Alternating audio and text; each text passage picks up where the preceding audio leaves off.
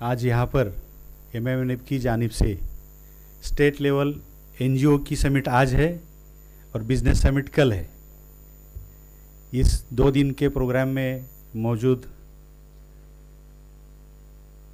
मौलाना आज़ाद foundation, मौलाना आज़ाद financial corporation के chairman जनाब मुश्ताक अंतुले साहब, हमारे साथी दोस्त अभी अभी बने वक्फ बोर्ड के चेयरमैन समीर काजी साहब, मंच पर मुंबई में हमें हमेशा साथ देते या रहबरी करते हमारे सलीम अलवारी साहब, अपने खास न्योते पर दिल्ली से कुरैश कॉन्फ्रेंस के चेयरमैन और सुप्रीम कोर्ट के प्रैक्टिशनर एडवोकेट सनोवर कुरैशी, और आप सबकी जानिब से एक रिप्रेजेंटेशन, एक MMNF के साथी हमारे जो 2 साल से MMNF के साथ में जुड़े हैं, नागपुर से है, रिटायर्ड प्रिंसिपल असलम बारी सर, और आप सबका मैं तहे दिल से इस्तकबाल करता हूँ। अपने और एक मेहमान आने हैं, इसलिए हमने थोड़ा सा और भी कारगुजारी के तौर पर MMNF ने क्या किया है 5-6 साल में और क्या करना चाहती है, इसका और भी थोड़ा सा तस्करा करने का कोशिश किया। अभी अभी मेरी बात हो गई है, जो हमारे आने वाले चीफ गेस्ट है माइनॉरिटी कमीशन के चेयरमैन जनाब प्यारे खान साहब, वो चंद वक्त में पहुंचेंगे। जब तक मैं फिर से थोड़ा सा दोहराना चाहूँगा कि MMNF तो 2018 को एक व्हाट्सएप का मैसेज से शुरू हुई, और वो मैसेज था कि मुसलमानों का ड्रॉप आउट क्यों है। ड्रॉप आउट की बहुत चर्चा हो रही थी और ड्रॉप आउट के बारे में सब लोग यानी चिंतित थे, लेकिन सॉल्यूशंस का किधर से कुछ नहीं दिख रहा था। लोग बोले कि एजुकेशन कहीं भी पॉलिटिक्स के भी नेता के पास जाए या कोई जिम्मेदार के पास जाए तो बोलते तुम्हारी कौम पढ़ती नहीं है, और पढ़ती नहीं है तो तुमने एजुकेशन ही लेना चाहिए। लेकिन एजुकेशन लेने के लिए क्या मुसीबत है, उस पर कौन बात कर रहा है, तो वो बात भी होना चाहिए थी। तो एजुकेशन पर हमें सभी लाइन से सपोर्ट होना चाहिए। तो इसके लिए हम लोगों ने एक मैसेज उसमें डाला था कि सबसे पहला मैंने उसमें लिखा था सॉल्यूशंस में कि महाराष्ट्र लेवल पर जितने भी सोशल वर्कर काम कर रहे एक दूसरे के पीछे जुड़ने को तैयार नहीं था, क्योंकि हर एक को डर था मैं इनके पीछे जुड़ूंगा तो मेरे ऑर्गेनाइजेशन का क्या। और बहुत सारे ऑर्गेनाइजेशन का ऐसा भी होता था कि हमारा मकसद ये है, हमारा विजन ये है, लेकिन हमारे मेंबर्स बनो, डोनेशन दो, फिर हम काम करेंगे, फिर चलेंगे। हमने ऐसा नहीं किया। हमने 2018 से पहले गेट टुगेदर किया। 16 सितंबर 18 को पुणे में कॉन्फ्रेंस हो गई, उसमें 95 लोग जमा थे, लेकिन ऑर्गेनाइजर 2-3 वही सबको यानी कि वो दूसरे को पहचानते थे, बाकी 95 लोग कोई किसी को पहचानता नहीं था। लेकिन एक फिक्र लेके लोग आए और चला रहा। उसके बाद में अंतुले साहब उस हमारे प्रोग्राम में मौजूद थे। 24 नवंबर को तुरंत, ये 16 सितंबर हुआ, मुंबई से कुछ मेरे पहचान के लोगों को मैं बुलाया था, और एक हमारे यहाँ पर भी मौजूद है मोटिवेशनल स्पीकर हमारे दोस्त एहसान सैयद, उनका भी मुझे राब्ता हो रहा था। तो मैंने उनको बुलाया था कि मैं बोला पुणे में ऐसा ऐसा है, आप आ जाओ। तो उस प्रोग्राम में एहसान सैयद मुझे पहली बार मिले। हाँ, और वहाँ से हमने फिर मुंबई के भी और जिम्मेदार थे, उन्होंने बोला कि तुम लोग ये मुंबई से स्टार्ट करो, मुंबई हेडक्वार्टर है राज्य का, वहाँ से शुरू करना चाहिए। बोले हम लोग मदद करते हैं, आप मुंबई आ जाओ, अच्छी कंसेप्ट है। फिर मेरे बहुत सारा कनेक्शन मेरा कोकन से है। सलाउद्दीन ठाकुर सेठ जो करंजारी के है, उनका ITI और बाकी सोशल कामों से मेरी थोड़ी पहचान थी, और मंसूर काजी वगैरह, उन्होंने करंजारी में एक सोशल मीट लिए थे, वो ITI की ओपनिंग थी। फिर कोल्हापुर से एक तंजीम चलती थी, यहाँ हमारे डॉक्टर इनामदार भी अभी बात की है उन्होंने, कि मुस्लिम यूनिवर्सिटी की तंजीम हम लोग चलाते थे, मैं उसमें एक सिपाही था, और उसके लिए भी हम लोग कोकन बहुत आए थे। क्यों आए थे अभी इसको जाहिर करने की जरूरत नहीं, हालांकि महाराष्ट्र ऐसा समझता है या हमारा पश्चिम महाराष्ट्र ऐसा समझता है कि कोकन में बहुत पैसा भी है, डोनर्स भी, दानिश्वर भी है, फॉरेन में बहुत लोग काम करते हैं, तो अच्छा पैसा मिलेंगे, इसलिए हम लोग कोकन को पहले, रत्नागिरी पहला टारगेट किए थे। और फिर ठाकुर सेठ हमें ऐसे ही, मैं उधर रत्नागिरी सफर में था और मैंने उनका ITI का बोर्ड देखा, और ITI का बोर्ड देख के मैं उनको कॉल किया, मेरी कोई पहचान नहीं थी। मुझे एक आदत है कि जहाँ अपने को कुछ अच्छा लगता है वहाँ जाके अपनी पहचान हो नहीं हो उसका उनकी मालूमात ले, उनसे रब्ता करे, वो क्या करने वाले, उसमें हम क्या कर सकते हैं वो पहले बोले, और फिर हमारा बोले उनको, पहले उनको क्या हमारा सपोर्ट होता है वो बताए। और ऐसा हमारा कोकन का बहुत सारा था। तो सर मंसूर काजी वगैरह जो हमारी टीम थी, मंसूर भाई बोले, फिर हमारे साथ में दानिश लांबे भी थे। फिर ठाकुर सेठ, समीर ठाकुर वगैरह सब थे, बोले कि अंजुमन में अपन वहाँ प्रोग्राम करीमी लाइब्रेरी हॉल अपने को मिलेगा, हम लोग सब करते, तुम सिर्फ तैयार करो। जब तक फिर फरहान मकबा सर इनकी पहचान होगी, रोगेश रेड्डीज की पहचान हो गई, फिर राब्ता मेरा मुंबई का और कोकनियंस का बढ़ गया। और 24 नवंबर 98 ये 2018 24 नवंबर 2018 को हम लोगों ने करीमी लाइब्रेरी में शॉर्ट कॉल पर कॉन्फ्रेंस ली, एकदम ऐसी, ये आज की कॉन्फ्रेंस बहुत शॉर्ट कॉल पर है। और वहाँ भी करीबन 110-15 एनजीओ करीमी लाइब्रेरी में बहुत अच्छा प्रोग्राम हुआ।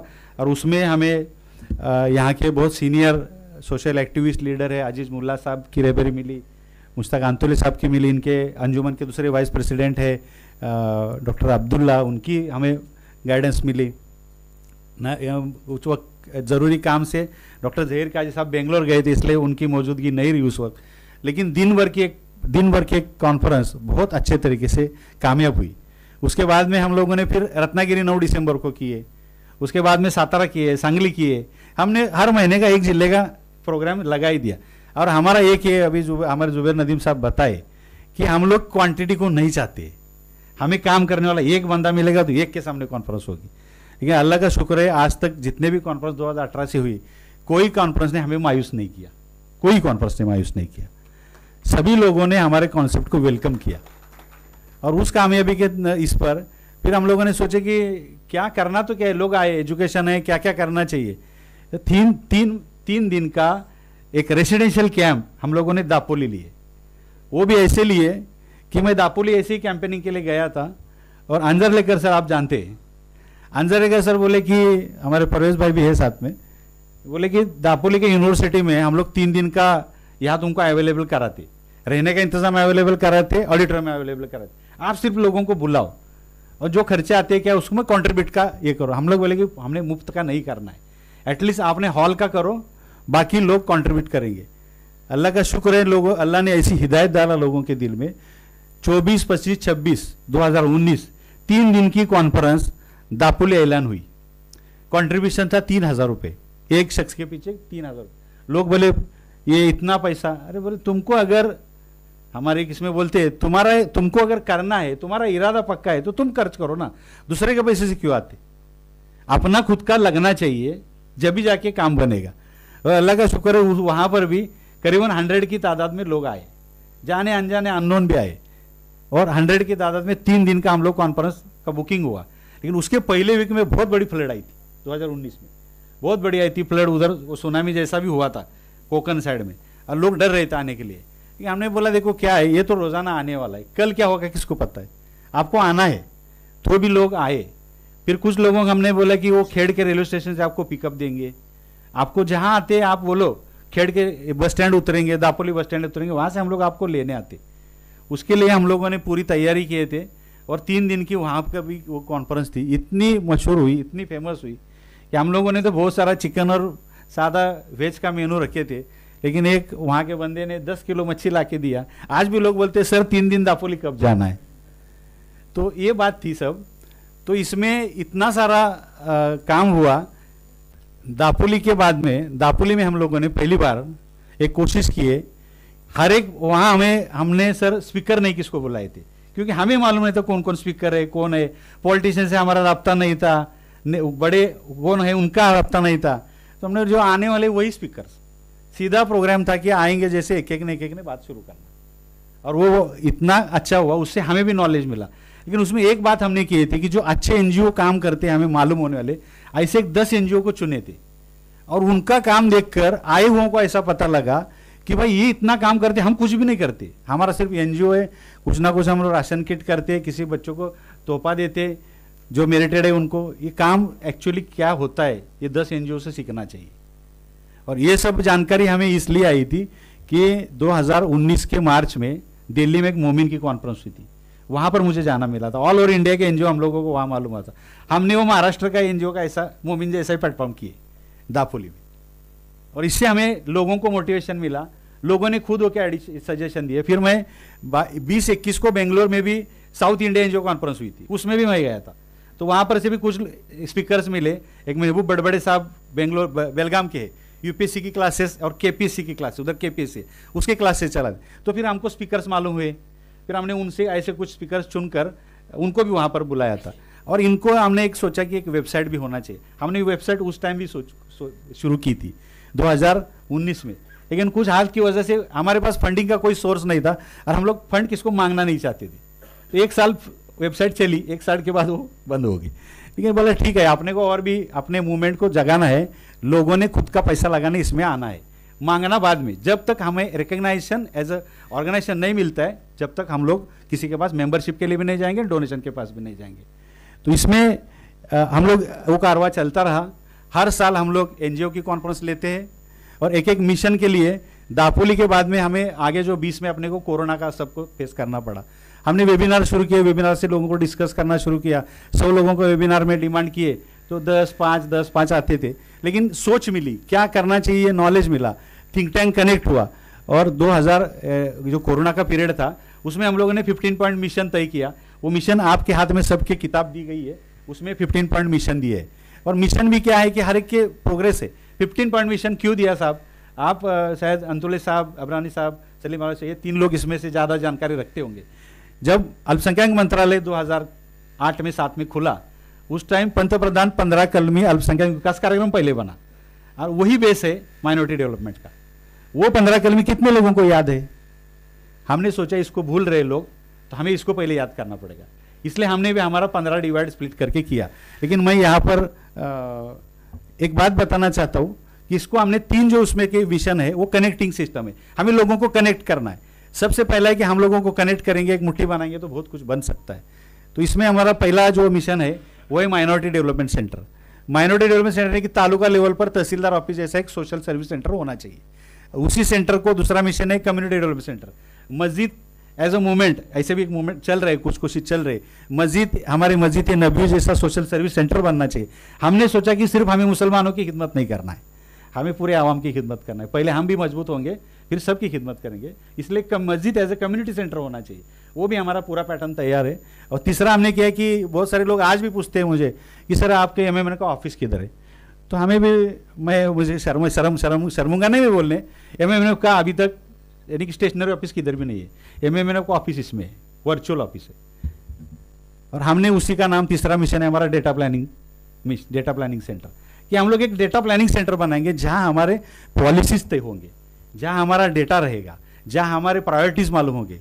और ये प्रायोरिटीज तय करने के लिए और हमारा जो डाटा आया, वो डाटा आने के बाद हमें कहाँ जाना चाहिए, समाज के मसले हो या हमारे मसले खुद के हो, वो पूरा करने के लिए पैसा लगता है।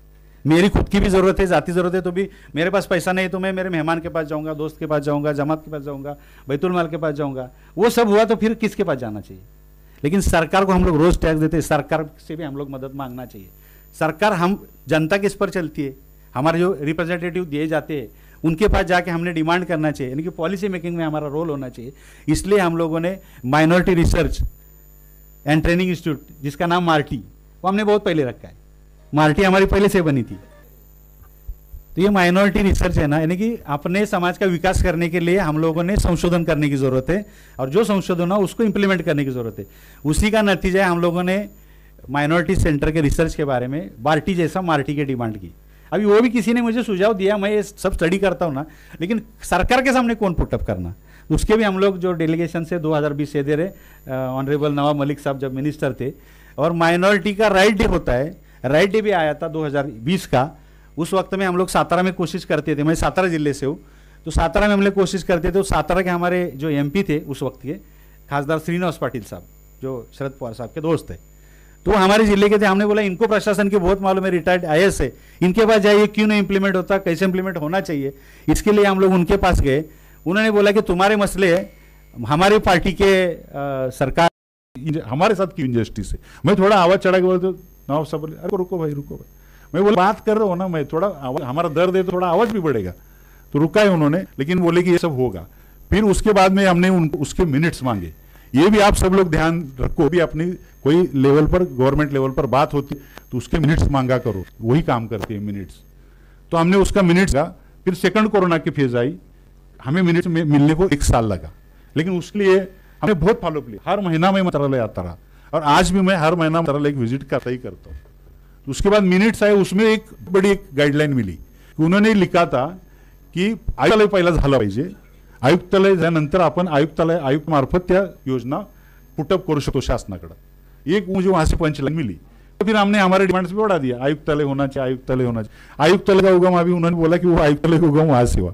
आप मैं क्या बाय बॉन्ड सीख के नहीं कुछ आया, अपना सफर चलता रहेगा, अपने घूमना फिरना ही चलती फिरती यूनिवर्सिटी है, वहां हमको लेना पड़ेगा। तो यहां से हम लोगों ने आयुक्तालय पकड़ा। फिर हम लोगों ने 21 का जो था, 21 में कोरोना के बाद में पूना में बड़ी 2 दिन की एनजीओ कॉन्फ्रेंस आजम कैंपस में ली थी। तो इनामदार साहब को भी जब हमने प्रपोजल रखा तो बोले वेलकम है, आ जाओ इधर हॉल, तो वहां लिए। वहां पर भी अच्छी आदत से लोग आए, जुड़ने लगे।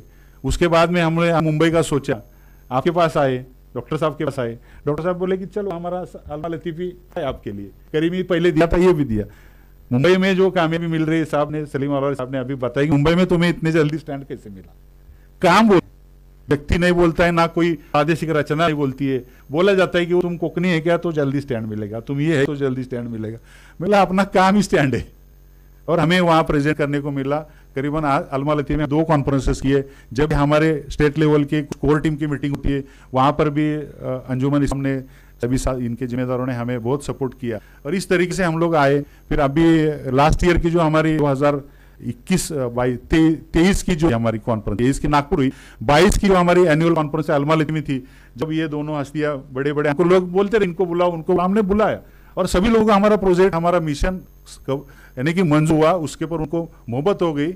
और ऐसे एमए पर मोहब्बत करने वाले आज तक आप देख रहे।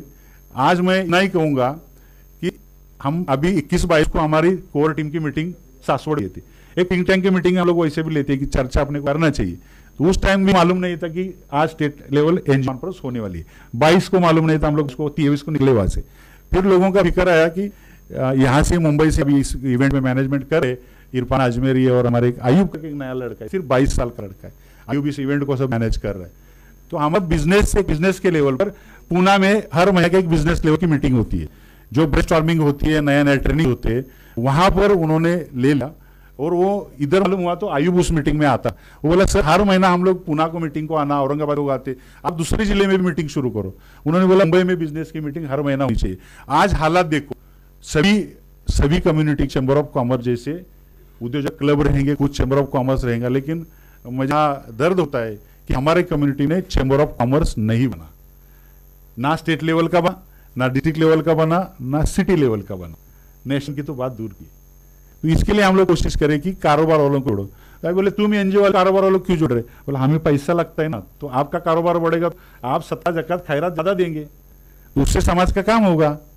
ऐसा एनजीओ और इसको जोड़ा, और खुद हम लोग यहाँ ऐसा चाहते हैं कि एनजीओ और बिजनेस समिट, ये भी कोलैबोरेशन, ये भी जो कॉम्बिनेशन है, इसके पर भी लोगों को बहुत इंटरेस्ट मिला। और लोगों ने पूछा भी ऐसे कैसे एनजीओ में आना है क्या बिजनेस में आना है? बोला दोनों में आना है। क्या तुम बिजनेस नहीं करते? आज मुसलमानों के हालात देखेंगे तो बिजनेस करने वाले कितने हैं, गवर्नमेंट कितने हैं, ज्यादा बिजनेस करने वाले लोग हैं, तो इनका होना चाहिए। और आज एनजीओ के हालात कोरोना के बाद में बहुत डिस्टर्ब है। जो बजट था 30-40-50% डाउन, एनजीओ के पास पैसा नहीं आ रहा है। किसी अच्छे डोनर के पास जाते थे, वो अच्छा डोनेशन भी देते थे, लेकिन वो भी बोलते हैं भाई नहीं इतना दे सकता मैं, अभी लास्ट ईयर था 20,000, लेकिन अभी 5 ही दे सकता हूँ। तो फाइनेंस प्रॉब्लम एनजीओ के सामने आया, तो हमने सोचा कि एनजीओ ने सोशल एंटरप्राइज करना चाहिए। अभी कुछ लोग बोले इसमें किसी का मत होगी, क्या होगी?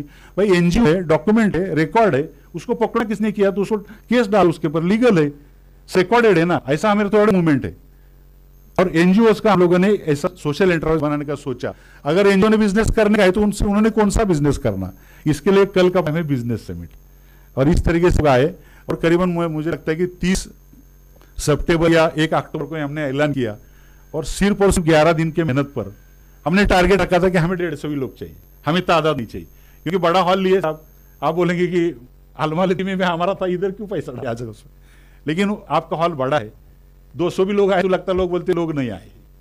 तो हमने सोचा कि भाई थोड़ा पैसा आने दो, आज दिखता है वो बिकता है, देगा वो बिकेगा। हमने सोचा कि ये हॉल हमें मालूम था, तो हमने सोचा कि ये हॉल 150 कैपेसिटी का है, तो 150 आएंगे तो हॉल भी भर के दिखेगा, आने वाला भी खुश, मेहमान भी खुश, सब खुश। इस तरीके से ये हॉल लिया गया, और बहुत तकलीफें थी फाइनेंस के बारे में। अभी हमारे रफीक सर ने बोला कि हम लोग कोटा स्टडी टूर के लिए गए थे, गए हफ्ते में 6 तारीख को यहाँ आए, 6 तारीख को हमारे एमएमए के अकाउंट में, मुझे कोई शर्म नहीं, आप ये मानो मत कि एमएमए के अकाउंट में 2500 रुपए थे, सिर्फ 2500 रुपए। यहाँ आए हम लोग, यानी यहाँ का भी बुकिंग हमने किया था इसकी तैयारी के लिए।